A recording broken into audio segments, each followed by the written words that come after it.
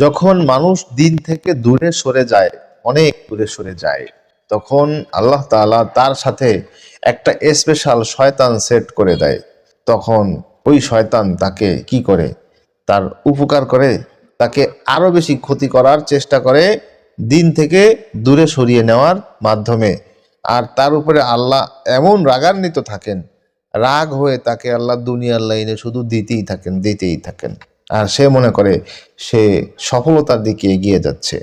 কিন্তু মনে রাখবেন, যে ব্যক্তি দিনের উপরে চলতে সমর্থ হচ্ছে না, দিন থেকে বহু দূরে যার চলাফেরা, অথচ দুনিয়ার লাইনে, জাগতিক লাইনে তার শুধু আসছেই আসছে, বাড়ছেই বাড়ছে, তাহলে খুব বিপজ্জনক এটা, খুব চিন্তার বিষয় এটা।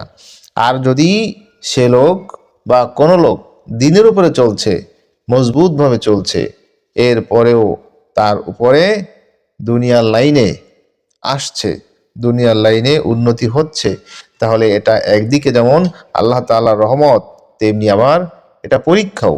সে যদি এই পরীক্ষায় উত্তীর্ণ হতে পারে, অর্থাৎ ক্ষমতা, টাকা, পদ, পদবি এগুলো পেয়ে যদি দাম্ভিক হয়ে না যায়, এগুলো আল্লাহর নেয়ামত মনে করে, নেয়ামতের যথাযথ ব্যবহার করে, অপব্যবহার না করে আল্লাহর শুকরিয়ার বহিঃপ্রকাশ ঘটাতে পারে সেটার সঠিক ব্যবহারের মাধ্যমে, তাহলে সে ব্যক্তি সফলকাম হবে।